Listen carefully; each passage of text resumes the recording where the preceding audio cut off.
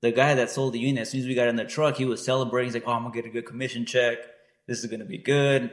I'm like, "How can you sleep with yourself? You know, like how does that sit right with you? I don't understand. It's a struggle for sure. And the way I'm seeing it right now is I'm just like, I've got to sacrifice, a couple years, and you'll thank me later if everything goes to plan. And but it's hard. It's hard to kind of balance, everything.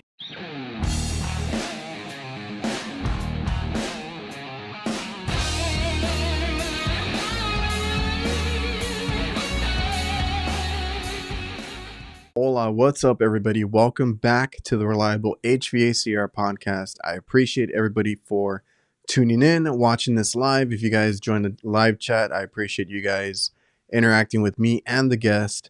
If you guys are on YouTube, make sure you like, comment, and subscribe to the new channel and help it out. Help the podcast out by wherever you listen to on Spotify, Apple Podcast, making sure you leave a 5-star review, hopefully, and get the podcast out to more people. We are having good conversations with good people, and I really love doing this. I also want to thank the sponsors of the podcast. We have Jobber, my favorite CRM. I cannot tell you, going from paper invoices to completely digital has completely changed the game for me. I always did all the billing, quoting, trying to get all the prices updated. I can do all that in the palm of my hand with Jobber, and you never have to worry about chicken scratch or physically picking up invoices, anything like that. It's all digital, it's all online, easy to track, getting paid quicker. So if you guys want a free trial and a discount, go check out getjobber.com/reliable HVACR. And VETO Pro Pack, as far as the best tool bags that you can get, be sure to check out VETO's diverse lineup of tool bags. They're built to last. They do have a 5-year warranty if there's any defects. VETOPropack.com. Go check out my profile on their website. I'm super honored to be on that. And you won't be disappointed. Great bags. They're pricey, but they'll last you a long time.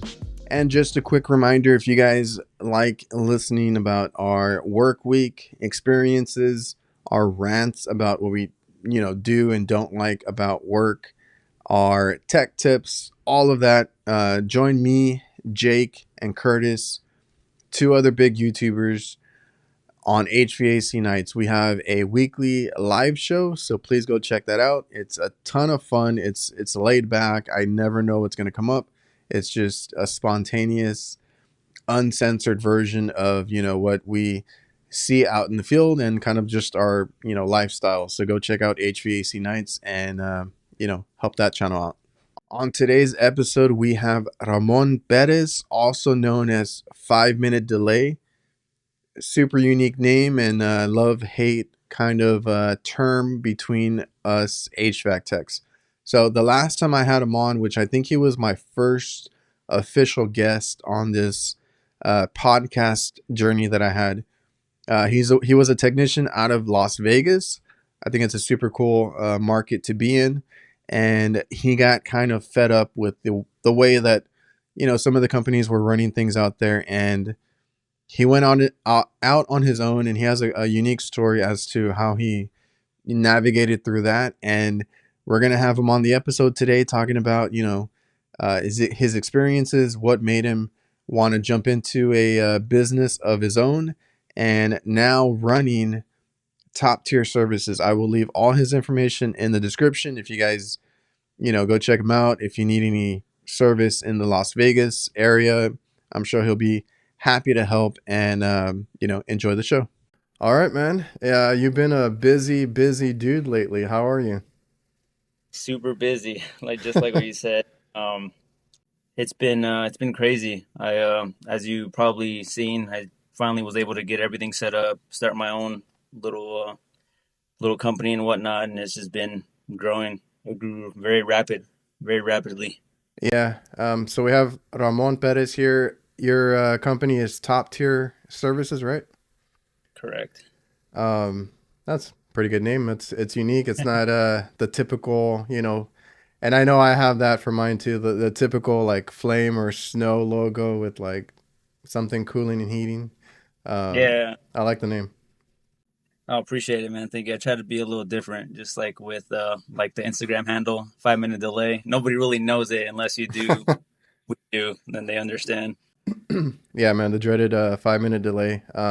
That's also a unique, like you said, a different name. Everybody deals with that at some point, and it's like, oh man, like you start stressing out. So, uh, That was one of my customers yesterday. Actually, I went and he had a no cooling call and whatnot, and I went up in the attic, found a blown cap, and then we're just sitting there after I reset everything and put the new cap in, and we're waiting and waiting and waiting, and he's like, "Is it fixed?" And I was like, "Just wait. We're on a delay right now. I promise." sometimes you But don't know, man. yeah, no, he was stressed out for sure. House was like 93 degrees, so he was very anxious to get some cooling. Um, yeah, so it's been a while, man. You actually were, I think you were like my first real guest when I started this, right? So you were on the show last year, but a lot's changed. Like you said, you're doing your own thing now. You're doing your company. You got that off the ground and all that. And like I've seen you posting. I've talked to you a couple of times. Like you've been staying busy. You work. You're pretty booked, right? You're pretty you know Yeah, scheduled and booked and all that far out.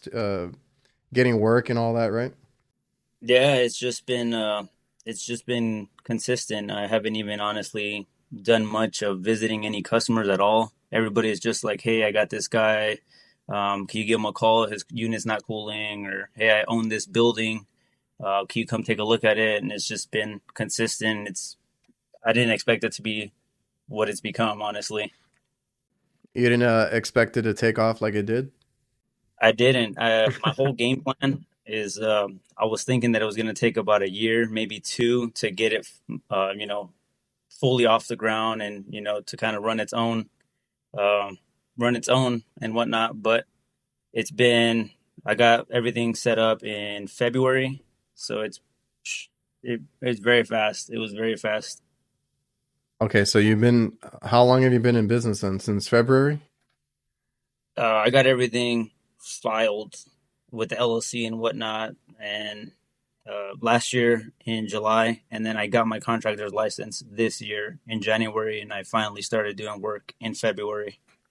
Okay, so you had a pretty you had it thought out and planned out. So you got everything business related, all that filed and like you said, and then you went and got your license this year. So you've only been in business technically a few months then, right?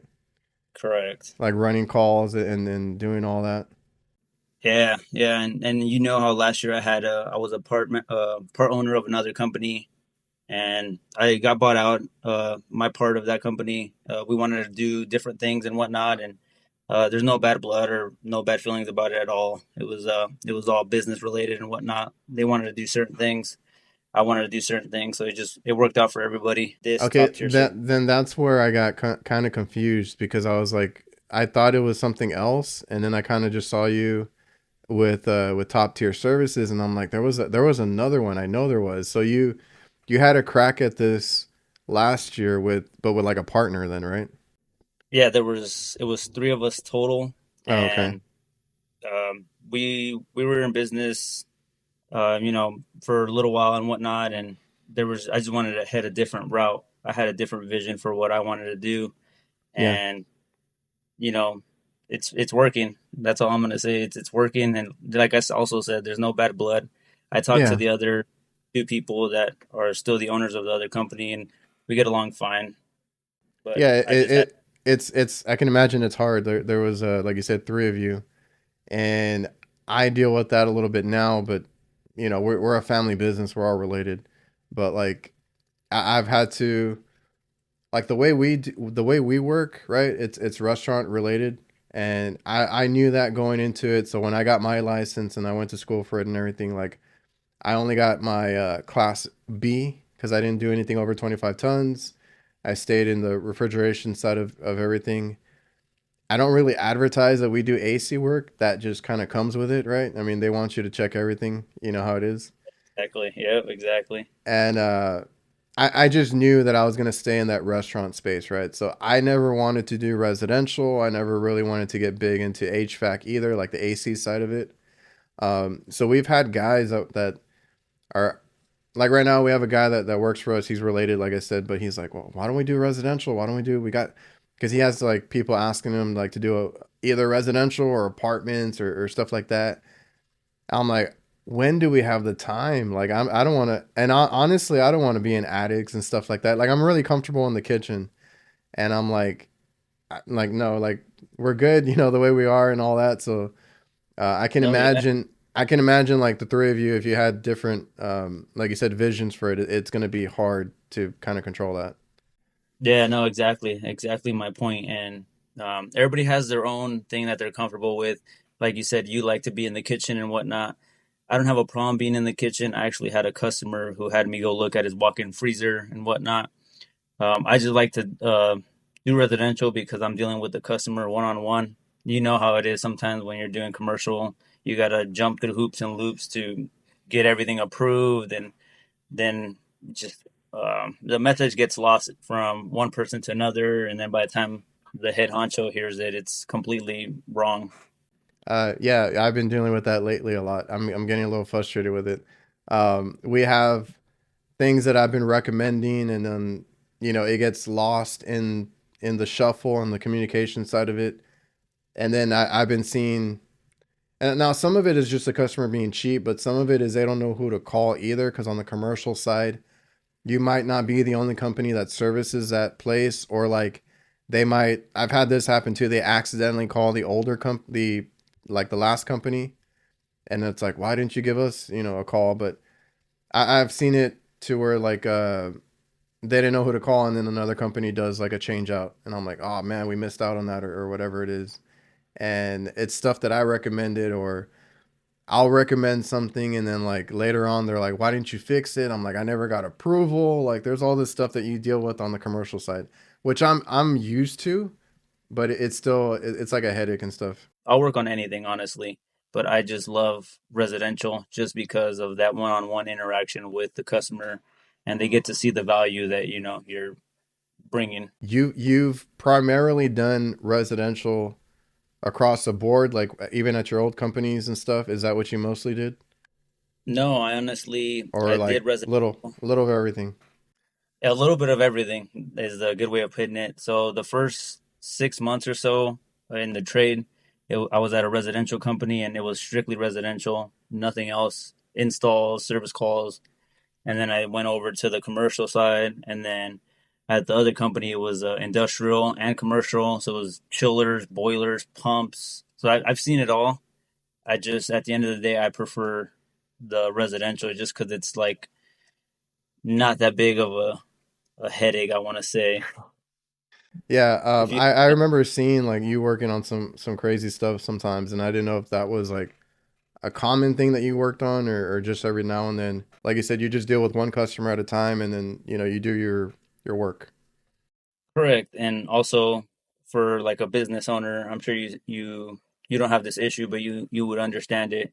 With residential, the cash flow is instant. You get paid once the job is complete, which is immediately.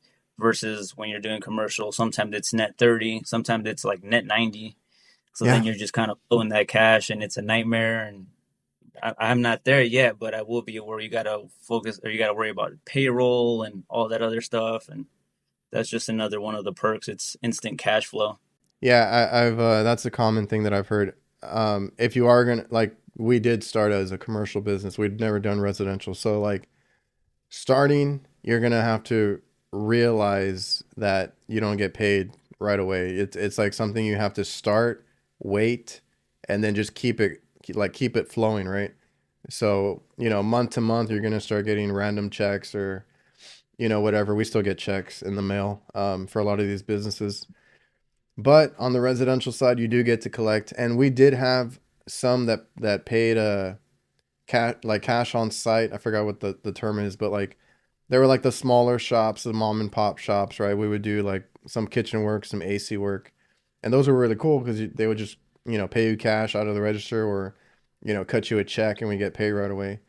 I still have those every now and then, but we try to stick to commercial and just we have the bigger we have a lot of bigger accounts, which the bigger they are, the more they cry about things. It's not like easy money either, but like it's just what we like and what we're used to. This podcast is presented by Local.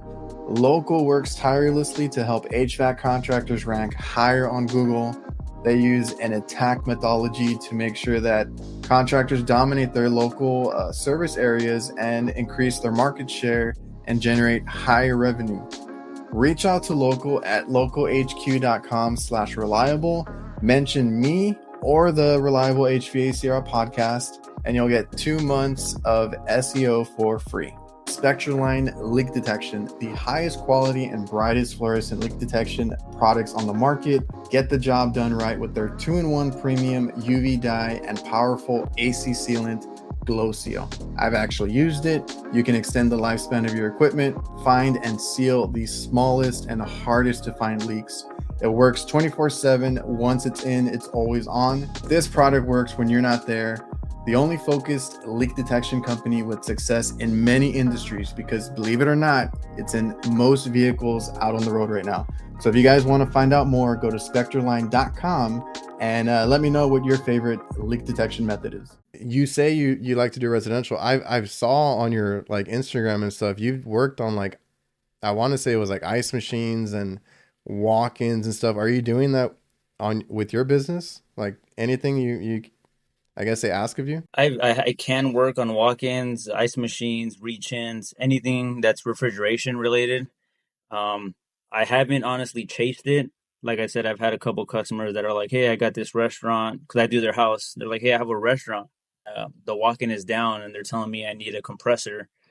Can you go look at it?" And I'm like, "Yeah, sure. I'll go take a look at it." And then I go out there, and the unit has a leak, or it's the defrost clock, or something like that. And not exact. It's not what the other company told them, and then Oh, I've been then they there want plenty of times. Yeah. yeah, and then keep feeding you the work, and it's like, okay, I guess I'll keep taking it as it comes. But I haven't chased it at all. I haven't advertised that I do ice machines or any refrigeration at all.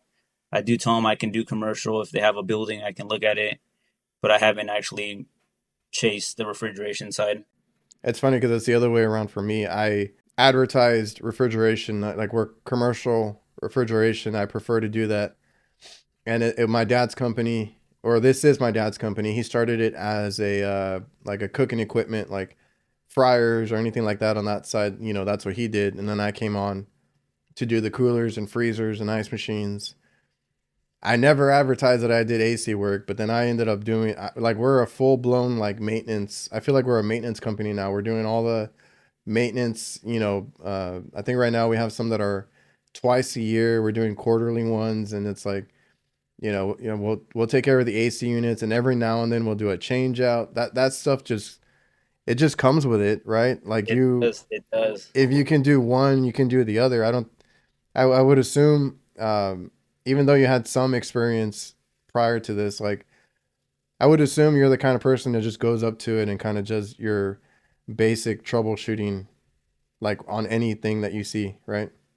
Yeah, yeah. I try to just start from the beginning, power, and then once you got everything in line, you look at the diagrams and go on from there. If I have any issues where I'm not understanding the sequence of the unit or the operation, I'll look up the manual, or I'll look up on YouTube and like look up that unit and see if anybody else has worked on it, and just do that. I try to figure it out, and most of the time I do.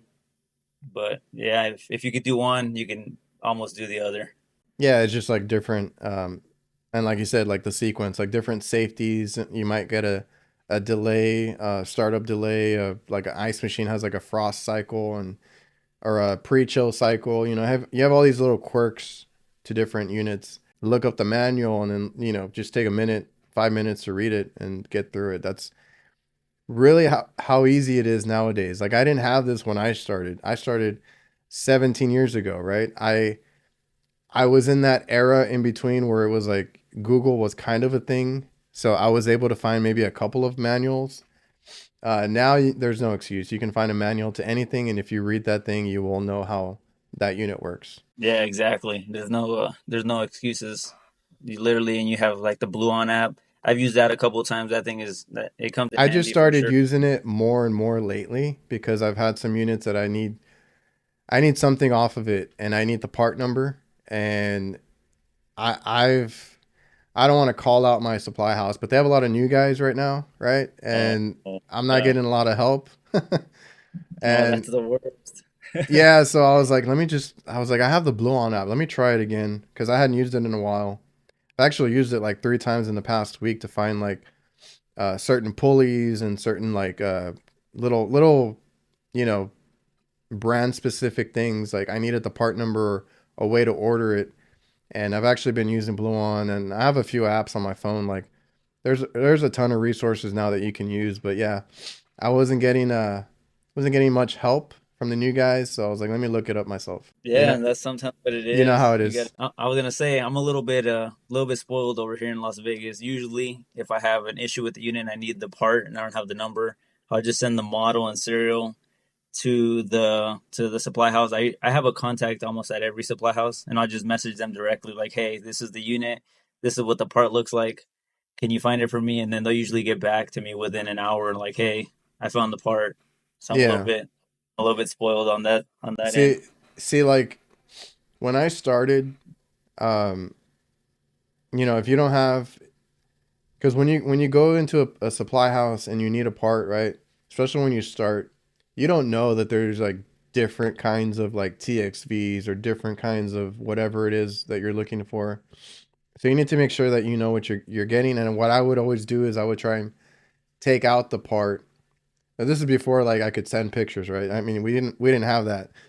Yeah, Um, I would just try and take out the part and try and take it with me because I would get turned away and they're like, I don't know what you're talking about. You're like, we have a ton of these and it could be any of these. Like I'm like, and I was new. I was like, I don't know. I just need a like whatever it was, like a TXV or whatever, a pressure control, and I didn't know the specs on it. So I started, taking the part with me, and then I quickly realized that you need to know what you're talking about. You need to know what you're looking for, like that at least a model and serial number. I mean, that's always a good start. I would always forget to write it down or take a picture of the tag. I had a bad habit of that, and I finally, got on board with that. But at my supply house, all the guys that were helpful are just like in the office now, or they've been promoted, right? So I have to go look for them in the back and kind of uh, get them to come out. So like at my supply house, I have somebody that helps me like with returns or warranties and stuff. And I always go looking for one guy because he's like an ex technician. And if I can't find something, he'll help me find something that will like match up with it and get it going, right? So it's always a big help. I just wish there was more of you know, the ex technicians or the guys that actually can help you figure things out because I don't know it when helps it's like the yeah, because I relied on that a lot too when I was younger. Like I don't know what I'm looking for. Like I don't know where to find this, or I don't know, what else would work here. Can you help me out? And I would always do that. And then like there was a couple of guys that would really help me out, and I thankfully they're still there. I just have to look for them when I go. Yeah, no, definitely. And there's nothing better when it comes to like the supply house and the counter guys when you're like telling him you're trying to describe it and whatnot, and you're showing him pictures. He's like, oh, this is this part. It goes on this type of unit, and like he's like describing it exact like the exact part and whatnot, and you could tell that he's done it before, and it just makes life a whole lot easier. The stress kind of goes off your shoulders. Yeah, there is one guy that is exactly like that, and that's the one that I always try to go to. He still works at the counter, but like he's he he's not there like the whole day. And then even when he is, I think everybody knows he's the go-to guy, and he's always busy, right? He's always somebody always Yeah, wants to go or waits for him, and there's like a little line for him. But other guys have gone in like looking for parts with somebody, and they'll be like you said describing it because they don't know, like they're new or whatever, or they're not that good with the trade yet. They're describing it. They're like, I don't know, like they're trying to like figure it out, and then he hears it because he's like not the guy helping him, but he's like the one next to it. And he's like, oh, he's looking for this, or this, look up this part number. And then like he helps him without even going over there. He just hears him and he's like, it's this, just trust me. So Yeah, that's the no, guy that I love to try and get every time. no, definitely. I see why. If he could Yeah. help you like that, that's good. Yeah. I was like, man, that showed a lot, right? Like he, without even like realizing or not even like looking over, he's like, I got it. I know which one it is. It's this. So how long have you been in the trades entirely? Like how many years are you in now? I want to say 6 years. 6 years. Overtime, yeah, overtime, we'll say 10. Just kidding. 6 years, yeah. 6 years. You got your own business now, and like you said, like just staying busy. What made you want to start up your own business at such like in such a short time? Like a lot of people don't start within the first 5 or 6 years. The reason why I think I started my own business is just because I see everything on the backside. Like I see how much everything costs. I see how much, how long it will take and everything like that. And I also see a lot of these big companies kind of just ripping people off. And that just doesn't sit well with me. And that's why I quit my first stint at residential at that company, is because I wasn't like, I wasn't going to push sales. I'd push like, I want to push a resolution to their problem, but like not cost them an arm and a leg. So, I don't know. I just got motivated by that. Like I wanted to start a company that everybody knows is, honest, has integrity behind them, will do the job right the first time. And if, for some reason we got to go back, you're not going to get, the runaround. You got to talk to this representative and then, you know how it is. But I think that's why I did it. It's just, Yeah, uh, did you have like at that I guess at that other place that you were at, were they trying to get you to, was it like a commission type of deal or like a lot of sales? I started as an apprentice and like a installer apprentice, and then I would go on service calls with another guy with the lead tech. But as I started getting um, more months and more experience, they were kind of pushing like you need to start selling units, and we'd go out there and it'd be a bad capacitor, and the guy's like, yeah, you need a new unit, and it's an old lady, and I'm just like, we can get this thing up and going today. Why does she need to buy a new unit? I don't understand. Like, the company's still gonna make money and you're just gonna build a good reputation, you know. Yeah. But it was pushing sales. They definitely started pushing So sales on that me. that I mean it was that extreme, like you said, like from a capacitor to a new unit. Like Yeah, that's the kind of work that you guys had to deal with. yeah. At that first company, yeah, it was a pretty shady And business. how hard is it to deal with that? Because I've never dealt with it. And are you kind of just trying to bite your tongue and get, I guess, get through your day? On that one, um, I remember that one very vividly because this lady had just paid off her F-150 that she had crashed, and she didn't have gap insurance, so she was paying on a vehicle that she didn't even own. It was total loss. And then she just kind of started venting to me, saying like, oh, I can't get ahead in life, I'm this old and I just finished paying this thing off, and now I gotta buy a new unit for X amount of dollars a month. And that one was brutal, and I think like 2 days later I quit. I couldn't do it no more. I Oh, found a new man. company. Yeah, that didn't sit well with me. And the technician that sold the unit, I was just like I said, I was just an apprentice, kind of shadowing him. The guy that sold the unit, as soon as we got in the truck, he was celebrating. He's like, "Oh, I'm gonna get a good commission check. This is gonna be good." I'm like, "How can you sleep with yourself? Like, how does that sit right with you? I don't understand." No, and I hate the talk about, HVAC being a scam, but like, I mean, the hard truth is that it happens. I mean, it happens in every industry, but like, I hate hearing it about HVAC. But like you said, there are guys that go out there and do it because, and there's some guys that are just really good at it, right? They get I'm sure, like you said, he got that sale. He managed to get the sale and everything, and it was just a bad capacitor or whatever it is. And Yeah. they go and celebrate, and that's all they care about, right? I mean, Yep. Exactly. it's hard to deal with. It is, and I had customers before. Like you brought up the HVAC scam. I've had customers before mention because I will like post up on my Facebook page and on Nextdoor about preventative maintenance and how I could benefit the customer. And I've had them reply and say like, "Oh, it's a scam," or "How can you, because my preventative maintenance is not like a $29 maintenance, but they'll message me saying like, "Why is yours more expensive than this?" And then I kind of put it into perspective, like, okay, you're paying $29 for somebody to go out and look at your unit. How good of a maintenance do you think they're gonna do? Versus me, I will show you before, after pictures, pictures of the amp draw, and kind of explain everything as I'm, at the end of everything, and just break it down for you. Take the time and educate you. Yeah, Like I that don't think that's we. that, no, that's my whole thing too. Is like, if you're gonna sell anything, you can sell like a maintenance, right? Like that would be the only thing that I kind of tell my customers too, even on the commercial side. It's like you're calling me out here in, especially in the summer, everything's tripping out on high head pressure. I get there and it's usually just a dirty coil, something like that. And I'm like, I could be taking care of all this equipment, right? All in one morning, half a day, whatever it is. And you wouldn't have to call me out or wait for me to get out there with a hot building, right?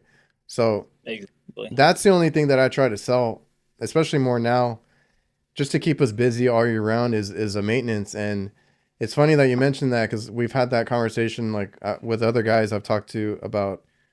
I never understood the whole like $29 maintenance or whatever it is, but it's essentially like if the customer's trying to like you said on Facebook or whatever it is, they're trying to tell you about yours being more expensive. Like you don't realize that the cheaper ones are actually the scams because that's just to get you that's just to Yeah. bait you in, and then they get to walk in the door and then kind of find anything that they can wrong with that system to run up a high bill or a replacement, in the end. Exactly. Exactly, Adrian. And we know that because we're professionals and we understand that you can't. There's no way. There's no. You can't go out there for $29 and take an hour to do a maintenance if you're taking an hour and a half, whatever it is. And there's no money in that. Your company would lose money, so they're just going out there and they're just gonna tell them like, oh, this is what's wrong, this is what's wrong. Definitely need a new unit with this, and then by the time they're done, it's like 40 grand. I know, right? All That because that $29 just turned into a whole new system. exactly, exactly. It happens so often. Today's episode is also brought to you by NAVIEN. If you haven't seen it yet, NAVIEN has entered the HVAC space in a big way with the new NPF hydro furnace. This hydronic forced air furnace delivers industry-leading variable capacity operation from 15 to 100% in both natural and propane configurations. You can learn more at navieninc.com. And DIVERSITECH, they simplify your work. They have everything that a technician needs to get a job done. I do want to point out that they do have a Simplify Your Summer Challenge. I will leave all the information in the description. If you go over to their Instagram, this challenge is basically a chance to win an ultimate HVACR bundle with over 25 unique products from their DIVERSITECH lineup. This includes Hillmore, Swoosh, the Spin Bits. They have the Pro thermostats. They have the Master Care cleaning solutions. They have so many products. All you have to do to enter is share your work with at least 3 products from any of their lineups in a reel or post and tag them and include the hashtag Simplify Your Summer. So go check that out, go enter, and thanks again for sponsoring the channel and doing this awesome summer giveaway from DIVERSITECH. Like I've had to raise our prices over time just to keep up with the with inflation and prices of everything that's gone up. And I'm like, for 29, like I've had arguments about that too, and I'm like, for $29, like I wouldn't even like, I would turn down the work, right? I'm not gonna Yeah, go out there for 29 bucks. Like the gas, my costs more time, than. yeah, my Yeah, time, and I could be doing another call that for a customer that really wants me to fix something. Like it's not even worth the time. it's not. It's not, and it's not worth it. It doesn't make sense to somebody that's doing it with with the mindset of like I'm gonna go out there, do a good job, clean the unit, be thorough. It just doesn't make sense to do it for that cheap. No, and I try to tell my customers too, because I try to schedule everything too, because like especially like a maintenance, like I'll go out in the like early in the morning so I can take my time because I don't want to be rushing. I hate rushing, and I do have one customer that gives me like a deadline, and that deadline always ends up creeping up on me because they use like an app. I think it's called Zenput. It's like where they have all their, because they even use it like for their managers and for all the tasks in the restaurant. Like I can see like a bunch of their to-do list for the month. So mine pops up in there when it's due, and I have like a month or two to do like 20 stores or something like that.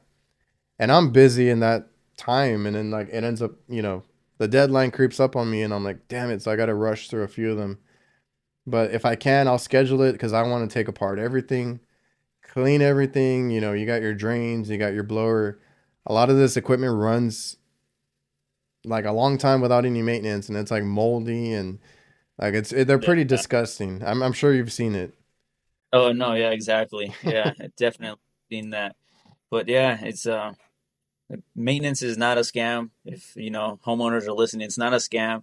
I'd rather go out and like find a capacitor that's reading low and bring it up to your attention, kind of put the ball in your court on how you want to proceed, and say that we did the maintenance versus you not doing the maintenance at all. That capacitor fails, takes out the compressor, whatever it may be, whatever the case may be. But it's not a scam. It definitely helps with the longevity of the equipment. Yeah, I had one that I know they've never been cleaned, and because I think another company had put in these systems, and there was, I don't know, it was like 10 years ago or something, 8 to 10 years ago, and I went there and like I was like, okay, it tripped out. We reset it. Both fan motors, because it was a RTU. I can't remember if it was like a 10 ton or something like that. And both fan motors would not come on, and like they were the capacitors were good and everything like that. One of them I think did try to start. It was rattling like crazy, right? And I'm like, you're lucky it was just the motors, right? Like, but both motors giving out at the same, or me finding both motors out, more than likely that condenser's clogged up, and it killed those motors. Like, there's no reason for both to give out. I don't usually see that. Exactly. And if that thing had ran, because I've seen some RTUs that don't even have like a low charge, like a pressure switch, right? It'll run, or like a high pressure switch, like that's they're usually resettable. They reset themselves and all that, and it'll try and keep running. Eventually, that compressor might give out.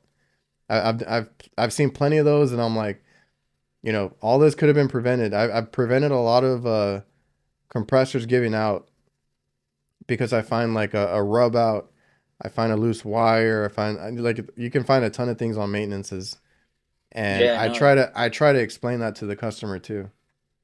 yeah, no, exactly. Yeah, you got a point right there. So And then take plenty of definitely agree with pictures, like you said, before and after pictures. That's I know people make fun of, or like social media is grown so much right now that I think a lot of people do it now, like videos, photos, all that. But I know when I started, people were like, why are you taking the time to do all this?" I'm like, it's actually good for your business. Before and after photos, little clip of you doing an install, something like that, and then kind of use that to present to new customers, your website, stuff like that. All that's good. No, definitely. Yeah, I completely agree with that 100%. And that's what I do is on the maintenances when I advertise them or when I post them and whatnot, it'll always have a before and an after picture, and you could clearly see the difference and just the difference that it makes. If you Everything if that you do it oh, right. If you do it exactly. right, because the thing is with and I'm sure you deal with it a lot on the residential side, like because I don't know if it was Curtis or somebody else I was talking to, and they were talking about cleaning like the outside of it, right? They're like, I clean the inside, right? Like you clean all the Yeah, internal parts, you clean out the leaves or whatever it is, but like what does the customer see, right? The customer yeah, wants to see like a spick and span, nice shine on that unit, right? So like And I've talked to that like with my brother because my brother does more of our maintenance now than I do, and he's good about it though. I think he has like OCD or something, like honestly. And I'm like whatever you do, like do what you're gonna do to it, but also wipe down the unit, make sure that thing looks like it's been cleaned, because the customer does not go in there and takes apart the panel and like sees inside. Unless you take pictures, you can do that too, but go take a little bit more time, few more minutes here and there, wipe down the outside. And I remember, I think it was Curtis. He's like that he started doing it now, and he's like, I don't know, but the customers love it. I don't see a point in it, but the customers love it, right? That's because that's what the customers see. They don't see like the all the dust out of the electrical section or anything like that. They see the outside of the unit, and if it looks clean to them, then they think it's clean, whether you clean the inside or not. You know, that's what the customer sees. But that's Yeah, good. That's good advice of what you told your brother. Like clean the heck out of the outside, make sure it looks good, just in case the customer does go up on the roof. It's rare, but you know it yeah. happens. So they'll go up there and be like, "These guys are doing a good job, and let's keep them around." Well, we try to clean, like keep it clean, like on the unit, right? We do our maintenance to it, and then I try to clean around it, right?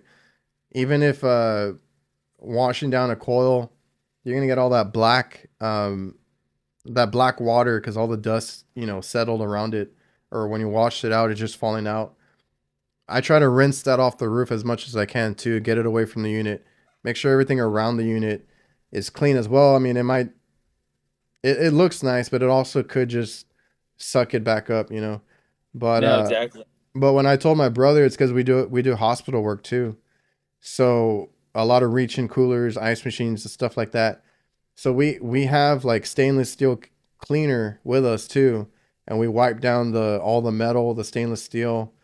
I always tell them like check all the sides of the panels, check like anywhere, like just stand back for a minute, look at it, and you'll see like make sure every little thing is clean because they're gonna look at it. And we've had that plenty of times where they go behind us and they'll go and look at it, and it's like if it's done well, we get compliments, um, and they'll stick with us, versus like other companies.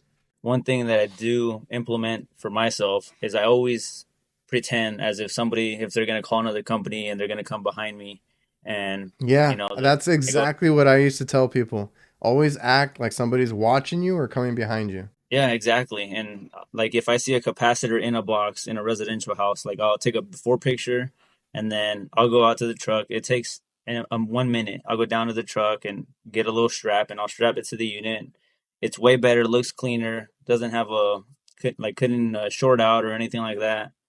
And then, if somebody does come behind you, they can't point that out. They can't blame you for that. And it's funny that you say that because that's something that I would tell people, or I've told my brother, and that's just the mentality that I had too. Like, even if I'm the only company that they call or the only person they call, I'm not gonna leave a mess. I'm not gonna leave it like you said, like a capacitor in a box. I'm not gonna leave it anything because if somebody does come after me, or I can just act like somebody might see it, um, they're gonna just start nitpicking at you, right? He didn't do this. He didn't do that. Look at the mess he left, or look at this. Another thing is like, because I deal with rooftops, is like trash on the roof, right? I don't like to leave trash on the roof because somebody goes up there. We do have I can't remember which ones they are, but we do have some that the managers actually go up on the roof. I had one that would always go and do like a sweep and check, and I didn't know that, and I'm like, oh shit! Thankfully, I didn't leave a mess up there, right? Because Yeah. I'm used to kind of cleaning up my area. And there's one that I went to a few years ago. I went up there and there was like old contactors and capacitors thrown around. There was like four compressors right by the roof hatch. There was a ton of stuff that we found up there, and we had to.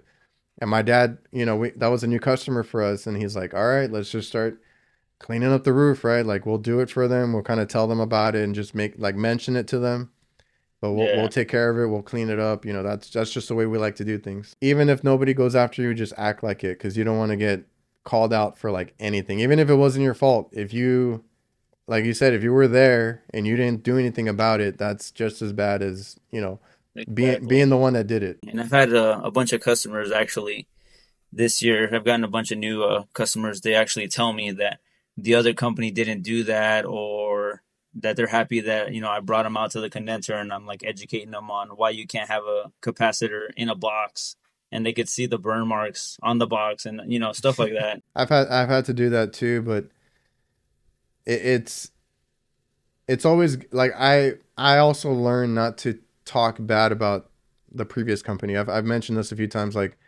uh, you don't have to take a dig at the previous company. Like, if they're gonna say, "Oh, they didn't," like I've had them. Like, I keep my mouth shut about any work that's been done. Right, I just go there and do my work, and like you said, educate them, tell them about what you did, why you did this or why you did that. That's all great. If they want to say that the previous company didn't do something, or they scammed them or whatever it is, let them say it. I'm just like, yeah, Yeah. like I'm just here to do my job and try to help you out, as best as I can, and just keep the customer happy that way. No, that's really good. That's exactly what I always say is I'm like, oh, well, this is our standard, and this is what you'll get with our service, and just keep it simple. Don't even though you're like looking at it and it's like, I can't believe somebody else did this, or left it like this. Is You just got to It bite your tongue in sometimes. my, yeah, in my head, I am like, oh my god. Like, there was one that I went to. It was a walk-in cooler and freezer, and I'm like, this is a word. It was a completely new walk-in box, or two walk-in boxes. And I actually, and I've talked about this before. Like, anybody listening that's heard this, it was a bid that they needed the bid that day. And this guy does construction and everything else. He's a friend of mine. I was like, I don't have time to do this right now. It was in the middle of the summer too. So like, they got somebody else to do it. I had to go back there recently because there was a bunch of issues with it after it was installed, and the company, I guess, was from out of town, and they were going to come back. I don't know, but when I got there, in my head, I'm just like, oh my god, this is like the worst install I have ever seen. It's not the right equipment. It's not installed properly whatsoever. The drain wasn't even pitched right. It was like Oh, slanting up. It was raining in the walk-in box. That's what I had to go out there for. And that's horrible. I just could not get it to work because of the way that they mounted it. I had to like drill a hole through the box and just go directly out because they try to run it through the freezer, and I'm like, this is not gonna work. So I was like, I'll do the work, but like, in my head, I'm just like, this is the worst I've ever seen. I don't know. Like, I didn't want to tell him like too much, but I'm like, man, No, yeah, that's good though. That makes you look like a superstar, when you go out there and you fix somebody else's mess up and whatnot, and that's good. But yeah, sometimes we just gotta bite our tongue. You look at something and you're like, oh, yeah, I don't my want to see that. my dad has a good laugh sometimes because like every now and then they'll try and get, because we do a lot of commercial. We have commercial accounts that we've had for a long time, and like I said, they might cry about the price here and there. I try to increase our labor, every couple of years, every few years. Like, we were like really really low, you know, honestly almost half the price of some of these other companies. And I've been trying to get it like up to be competitive. And they'll cry about it and they'll try another company, and then they They always had come back. yeah, the unit works for like a day, and then like it breaks down, and then they like recently they had one that I had to go and fix, and they begged us to go out there, and my dad was kind of mad at me for going out there, and I'm like, well, like, they want us to fix it. I'm gonna go fix it. So I fixed it after the other company went out there, and then they tell us that the other company billed them like $3,000, and it was like for a valve, and I'm like, okay, and they didn't even like set it right because I had to go and adjust it because the superheat was way off on a walk-in freezer. I was like, they didn't even Mm. like install it right, or set it right, and all this and that. And yeah, they're like, never again. Like, we're good. Like, we don't want to get screwed over again. They definitely do come back around when they try these other cheap companies because it usually never works out. They're cheap for a reason. They're cheaper, or they're just trying to run as many calls as they can, and they're in and out. Like, if I have to stay at a business all day just to get a free, because the freezers and ice machines are kind of the ones that take me longer because of the cycles, and the freezer has to get down to temp and all that. So like for that one, I spent the whole day there just to make sure it worked. Like if I have to do that, I'll do that. And some companies just want to be in and out, get to the next call because they need to rack up those calls, rack up that money. That's how they think. Yeah. You starting out your business, relatively quickly. How was it a hard thing for you to do? Was it a hard transition to go into that side of it, or did you feel well prepared? I want to say that I was already kind of prepared just because of the first go around that I already had. I already had an idea of what it would be. I will say that when you're a one man show, it is way harder because you're doing everything. You're dispatching yourself, you're doing the billing, you're doing the scheduling. It is harder. So I'm trying to grow it to a point where I can hire somebody to kind of delegate some of the more minute tasks like scheduling and sending bills out. Have somebody else do that. I kind of want to do that because I'm getting tired of doing all the billing and everything. And It's then I hard, I even. get behind because like if we're a little bit slower, like in the winter, stuff like that, like I'm on top of it, right? All the invoices get sent on time. I'm able to do everything I need to do on the computer. But like right now, I have invoices that are just sitting here that have been here for a couple weeks. I'm like, fuck, I need to get these out, right? And Yeah, and then my dad's like, because my dad has me doing all that stuff, and he runs like he deals with the money side, the business, a lot of that. I handle the billing, the documents, all that kind of stuff. And then he's like, hey, like, how come they're not done? And I'm like, can you let me sit at a computer for 5 minutes? Like, you have me running calls. I'm dealing with no calls all day, and it's very difficult. You find yourself doing a lot of this stuff late at night, or whenever you have like time to sit down. and that's like a problem I'm having now because I'm so busy. By the time I get home, it's 8 o'clock at night. I got my son like wanting to play, and I'm like in the back of my head, I'm like, if I don't send these bills out right now, I'm gonna forget. Uh, Like it's yeah, tough. I forgot you had a kid. So how old is your kid? He's 5. Man, that's a He- tough one.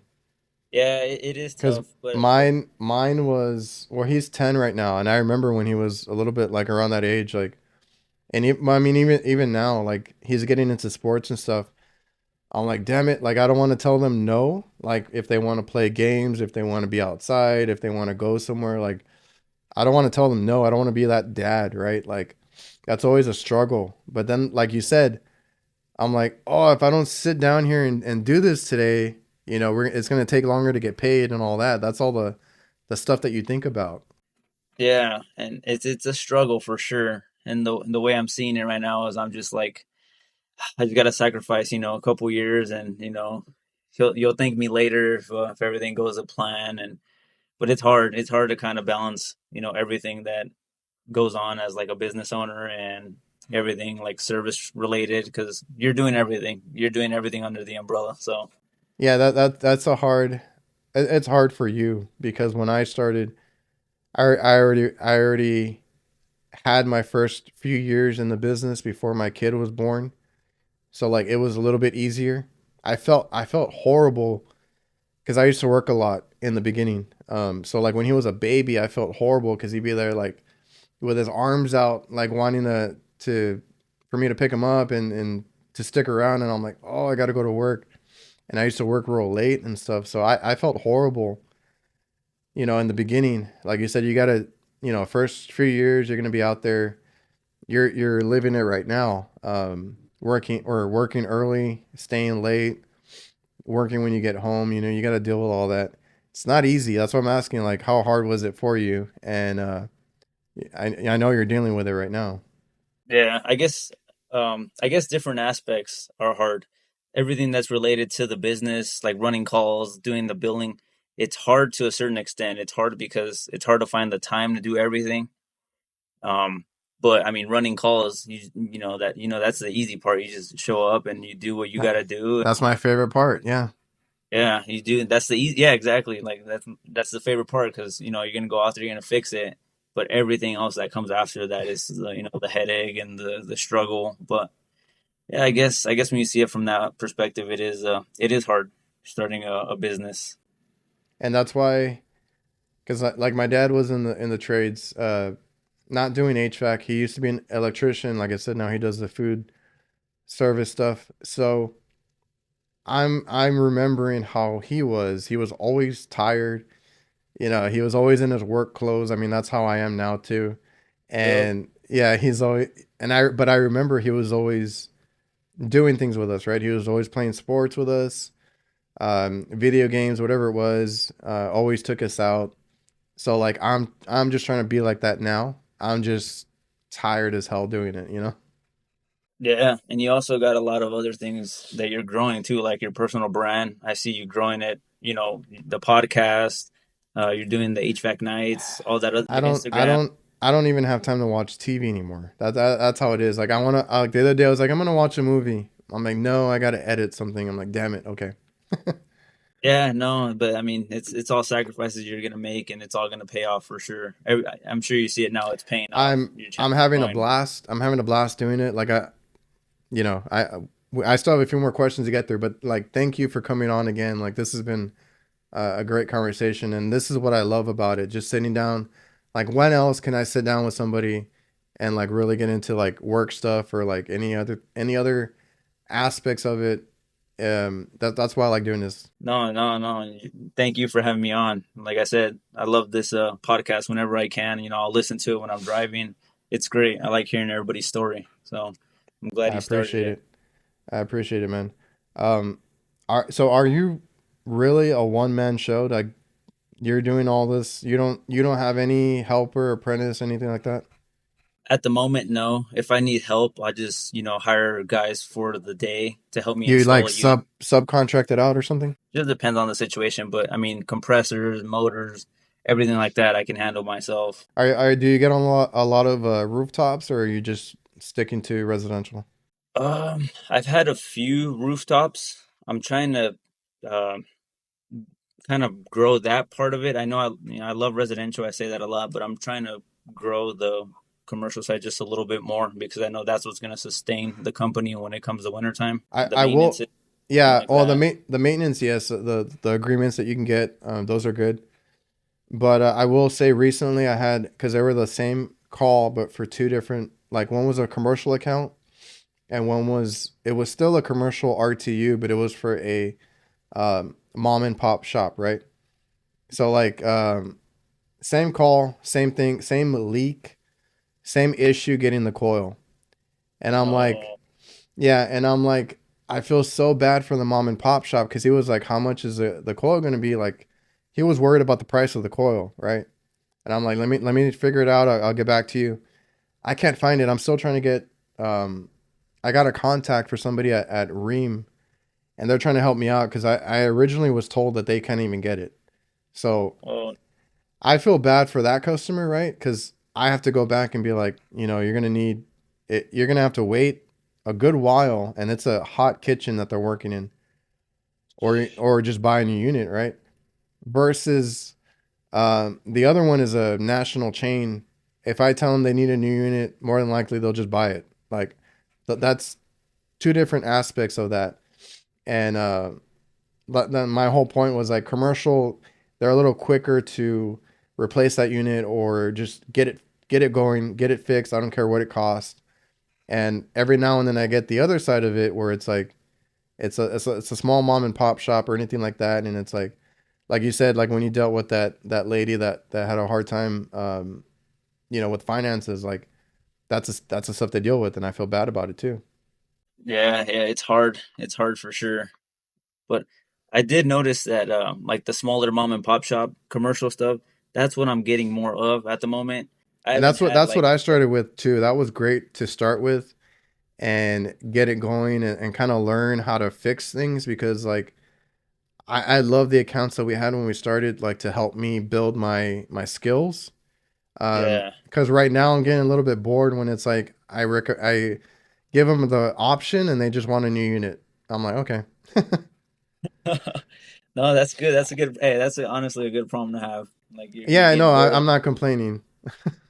No, that's good. But yeah, I definitely I can tell that you have you care about the customers for sure. Just that statement right there says a lot about you.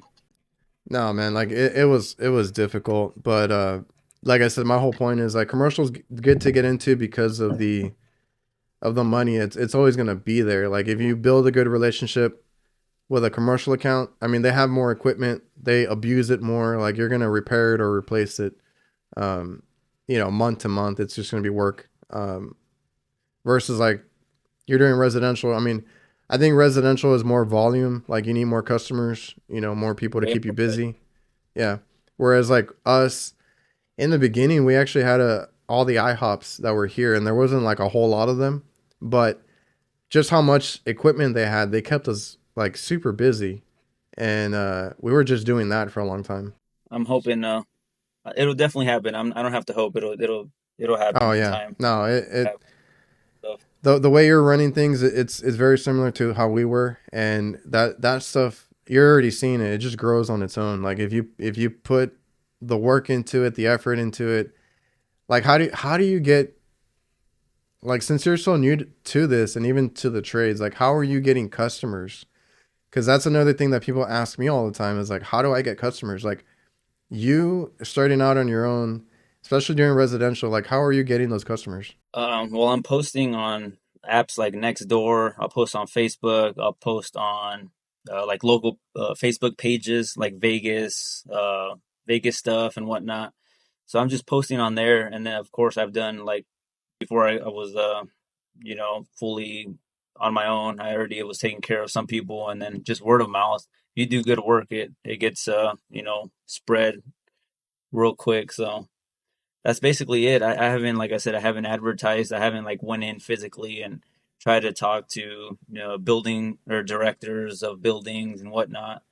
But You I'm sure if haven't I you did, haven't I'm sorry, you haven't had to go like door to door or anything like that? no, I haven't, not yet. I actually bought like 1,000 door hangers when back in I want to say in March, April when it was still slow, just because I was like, oh, I don't want to be slow. I want to make sure that I'm doing everything that I can. And honestly, I'm gonna give a shout out right now. W Walter Washington with WWHVAC. Oh yeah. I listen to a lot of his stuff. A lot of his stuff works. So like I had that in mind to go put door hangers, introduce myself, but they're just sitting in the box because I'm so booked up. I don't have time to do that right now. Yeah, I But get you. No, but um, it's funny because I had him on the show, and like you said, like he has a lot of this that he's done because he started up his business pretty quick too, and was very successful at it. And I was like, we're having that conversation as well. Like, how do you start? How do you get customers? And I'm like, because that's it's kind of similar to the way we did things. Like we also went restaurant to restaurant. It wasn't like door to door, but it was restaurant to restaurant. And then you want to stand out and you want to give flyers or whatever it is. And then word of mouth just kind of takes off after you do get, some work when you start and all that. Like that'll take off for you. just do good work, whatever you can do. Like go visit every building. For those commercial, companies that are doing mostly commercial, go visit every building, introduce yourself, give them a card, give them a brochure, whatever you got. When you're doing more residential, I guess I would do more of like the social media, Facebook groups, Oh yeah. Nextdoor. Uh, Thumbtack actually has helped me out too, but I haven't. I don't like it just because I got to pay a fee every time I acquire a customer. Like it's Yeah, I think we were gonna try those, and I think I signed up for a couple because at the beginning we didn't know what kind of work we were gonna do. I wanted to stay in the kitchen stuff, but like how you're worried about getting work and stuff, so I kind of signed up for a couple of them, and we got a lot of calls coming in. But I was like, I have enough work because, like I said, we got ended up getting like the IHOPs and hospital work and stuff like that. So I didn't end up needing it, but yeah, definitely. Social media is a good one to take advantage of right now. And definitely. I think I've seen you on LinkedIn too, right? Like even that one, I started kind of late. I just started mine, but that's been a nice little help too. Yeah, definitely LinkedIn. Find maintenance managers, maintenance supervisors, property managers, stuff like that. Link with them, talk with them. All that good stuff definitely going to help you out. It's a lot of trial and error down here, and I always when I see a new company pop up, like a local one, I'm always like, how long are they going to stay in business? I've seen a lot come and go, so you need to be well prepared, but also know the market that you're in, the area that you're in, and just be competitive and just do good work. Definitely gonna take that advice for sure. I don't want to be one of the statistics where the company goes out within the first. I think it's like 5 years, or 60% of companies go out within the first five Which years or something. I've seen it because I pay attention to the vans out there, right? And I'll look at the name and I'll see how long I see them around, right? Sometimes I see them only for like a year and then I don't see their van ever again. And sometimes I see like I've just seen one that they have a ton of vans out there now.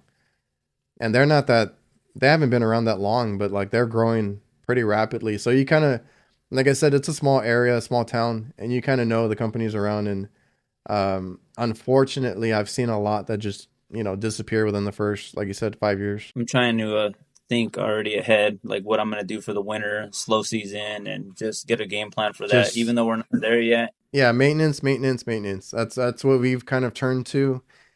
And I can't tell you like the last time that I've had a slow month, just because of that. That's good. How come I got a question.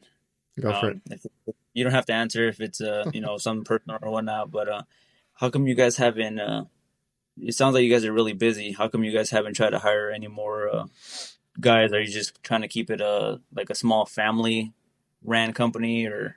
We were trying to keep it small, and obviously the hardest part is because we have hired before when we started. And if you lose an account, if you lose or you get outbid on some of these jobs, I don't know if I can keep paying that guy. So we've had issues in the past where we've had to lay off people. And lately, like for it being busy the whole year, that's only been like the past 2 to 3 years. Or I think ever since like COVID, actually. Like we actually got really busy during COVID. And then it kind of like it kept jumping every year, like the revenue and Workload? everything. Yeah, the money we're making. And we've had this discussion the past couple of years. Is my dad's always worried about like he feels so bad because he felt bad last time when he told the guys like I'm sorry, like we had a couple of months without really anything like to keep them busy all week. And at that point, he had to start telling them like I can't pay you guys, like I'm sorry, and he felt like horrible.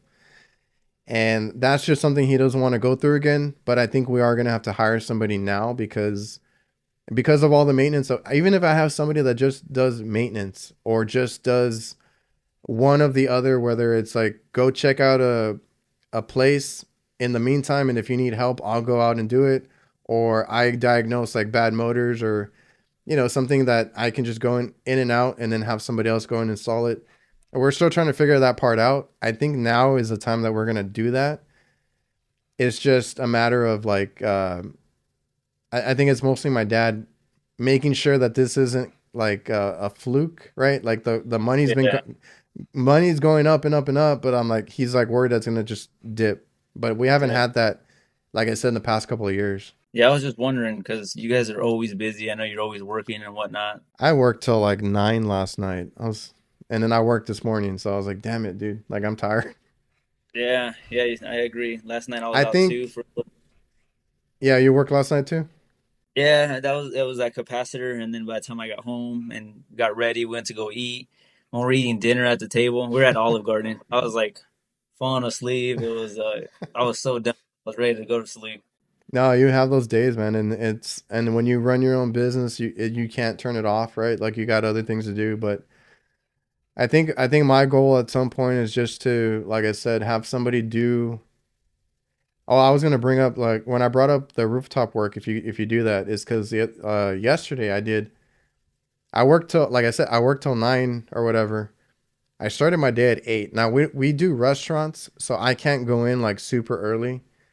They don't know. A lot of them don't open till 10 or 10:30. So I've always told people I'm kind of spoiled by that. Like I don't have to be there at 5 or 6 in the morning. Like I'm good. But I did go in at 8 and do a compressor swap for a warranty. Man, roping up a compressor or anything like that to a roof really takes a lot out of you. And I think I'm looking for more of a supervisor type of role, in the next few years. I think that's what I want to do now. Have somebody No, else deal with the compressor. that's good that you're thinking ahead like that and getting that game plan going because your body's gonna start feeling it, and that's another concern that I have. I'm not trying to be in the field forever. Like right now I'm young and I can work unlimited hours if I needed to, but Yeah, you don't want to get to that point because like that's another thing that I told my dad. I kind of poked fun at it. Like he had a health scare, and then my uncle had well, he dealt with COVID, and he hasn't been the same since. Like he still works hard. Yesterday, I went to go help him out with a duct job. We had to redo some duct that fell apart, and he was in the attic the entire time. But it was a drop ceiling. It wasn't like a house attic or anything okay, like that, so it wasn't as bad. But I got up. I was up there with him. I'm like, damn, it's still hot up there. And he worked through it, and he stayed in there. But he's short of breath a lot. He gets tired quickly. He needs breaks more often than he used to. And then I'm over here like I never had a health scare or anything like that, but I used to play sports. I have bad knees. I had surgeries. It's hard for me to do things sometimes, and stuff comes up. My kids get me sick all the time. Like right yeah, now, right now I'm kind of dealing with it too. But I was like, right now, almost all of us are like dealing with something. We're all hurt or in one way or another. We need to start getting some young guys, to kind of do the lifting and all that. So I don't know. Like obviously, like you said, you only have one body. You want to take care of it, and we try to do things that we try not to over exert ourselves. I don't yeah. care. I don't care. Like if they need a break, take it. I don't get after anybody for that. And my dad has never been somebody to like, it has to be done like this by this morning, by this hour, by whatever. Like, take your time. That's the most important thing. So eventually, we're gonna just hire, somebody to do the muscle. I guess that's how I can put it. Yeah. I don't know if I lived in your area and I seen like an ad and I knew that it was working for, your company, I would jump on that so quick, man. I'd be like the top apprentice for sure. Like you're very smart and I'm sure if any guys out there like watch you and they're within your area and you say that you're looking to hire and they're young and ready to, put in the work, I they jump appreciate on. that. Yeah, I appreciate that. I've actually had people that ask me if they can come work for free, and I'm like, I can't. That's a liability type of deal. They just want to come and like learn. I'm like, no, like I just can't do that from a business owner standpoint. But I think when we are ready to hire, what I kind of want to get into, if my dad is worried about the payroll, I think we're gonna start doing like an apprenticeship type of deal, like a program or whatever it is, and that way we can get in people, train them. They're gonna be younger guys that can lift things that I probably can't do anymore, and I can just train them, and they can move on or whatever they want to do, or if they want to stay. I think that's the route that I'm gonna go to. Is like bringing in multiple people to train them, and then maybe give them a start, and then they can find something else. Yeah, that'd be good. That'd be good for sure. I wanted to ask you one more. We kind of went over the hour, but I wanted to ask you one more question. Um, can I ask you how old you are? Yes, I'm 26 years old. Okay. Being a 26-year-old and being an owner, is that hard when you have to deal with the customer? Like I know you do residential, but sometimes you got to deal with upper management, or maybe it's an older customer. Is do they I don't know, is that difficult when you're that young and you're running a business? I think it plays more in my head than theirs Okay. because um I see both sides. Like I could see a customer having to talk to a young guy like me and the young guy's telling him like this is what's wrong, this is what's wrong. You got to fix this. This is how much it's going to cost. And um I don't know. It hasn't been an issue yet. Like I haven't had somebody tell me like you're too young to do this or um you're too young to be a business owner, but I think I do a pretty good part in backing everything up and reinforcing my knowledge by educating them and being thorough. And I like to I do study and I like try to read and learn about human nature and psychology and all that stuff, just so I could understand and read people's body language, because that says a lot. Um, But yeah. um, I don't know. It hasn't been an issue yet. I think I'm just beating myself up more about it because I'm so young, and I'm like, is this guy gonna believe me because I'm telling him he needs a compressor, and he's gonna look at me and think like, really, you're young and do you know what you're doing? I think I just beat myself up more about it than Yeah, and that's listen. happened. Yeah, that's happened to me. It's in my head all the time.